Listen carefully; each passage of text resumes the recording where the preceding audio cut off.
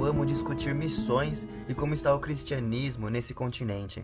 Como tal, como estão as religiões na França, uma estatística que saiu, francesa, que saiu em 2016, mas não é recente, claro, mas uma das últimas que saíram sobre esse assunto, né? Sim. E mostra que o cristianismo está em 50%, o que antes era muito, quase todo o país, agora está cada vez mais diminuindo exponencialmente. Então, todo o cristianismo, catolicismo, protestantes, está em 50%, e os de não religião, sem religião, são 40%, cerca de 40%. E isso está aumentando cada vez mais, o que vai muito a ver com o que você está falando agora, né, Cleiton? Sobre a questão desse pós-cristão, dos jovens que têm esse pensamento, não, protestante não, cristianismo não, são contra a igreja, contra o Vaticano, contra o Papa, contra Deus, não acreditam mais em Deus. Então essa é a mentalidade da maioria dos jovens, infelizmente, na França, na Europa e principalmente na França, né? E em terceiro vem o islamismo, né, que vem aumentando cada vez mais, que tem aí uns 6%. Isso aí. Eu vou começar falando sobre a questão que você falou dos jovens. E isso é impressionante, porque onde a gente está, a gente fala por que a gente está aqui, o que a gente veio fazer. Então, quando a gente fala de Jesus para os jovens não creio, não creio. E aí a gente pergunta, mas por que você não crê, né? A gente conversando. E as pessoas realmente, é como a carta aos Romanos, ela nos diz, eles não creem porque eles não ouviram. Como crerão naquele de quem nada ouviram? E é impressionante que os jovens não creem porque não conhecem a história de Jesus.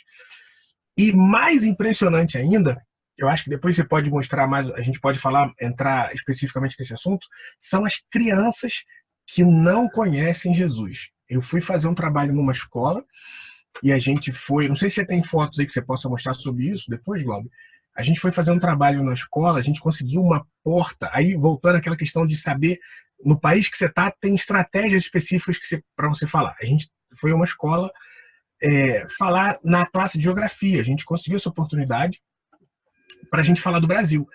E a escola ficou contente porque brasileiro falando do Brasil. Então, o brasileiro tem essa facilidade, tem essa porta aberta já, porque a gente não sofre muito preconceito, né? Pelo menos aqui onde a gente está, onde a gente chega e fala que é brasileiro, todo mundo, Brasil, e cita algumas coisas do país, né? E aí a gente conseguiu falar na classe de geografia, apresentar o Brasil, e lá a gente falou de Jesus. A nossa condição era essa, olha, mas a gente quer falar porque que a gente está aqui, a gente é missionário, e conseguimos. Foi a graça de Deus. Para quem está no Brasil nos entender, na França isso é proselitismo religioso, ou seja, é crime.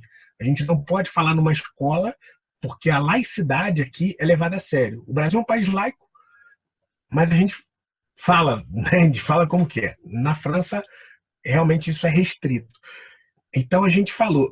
E eu fiquei chocado, porque tinha uma professora que ela era cristã, então lá a gente aproveitou. Eu e minha esposa, a gente aproveitou e falamos de Jesus para as crianças de 12 anos, na faixa de 11, 12 anos de idade.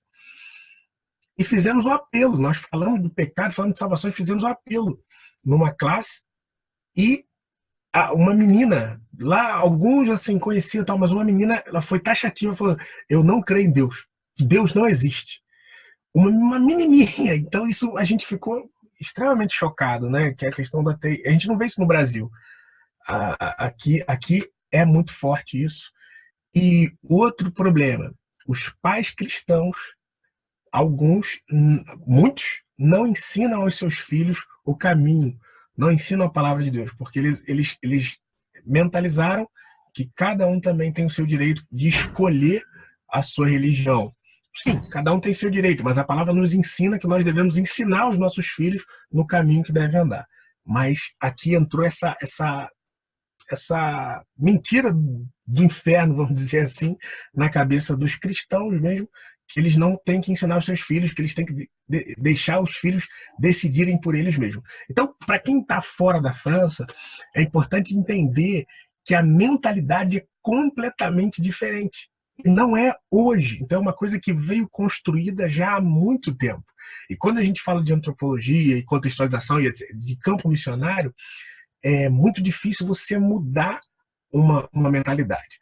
Falando de mentalidade, biblicamente, você vai ver o povo de Israel, que endureceu o coração enquanto estava no deserto, e Deus precisou deixar passar aquela geração toda para que pudesse dar para a geração vindoura. Então, é muito difícil. Os jovens não creem, as crianças não creem, porque já carregam essas coisas dos antepassados, mas é importante, é encorajador para o missionário que quer vir para a Europa isso.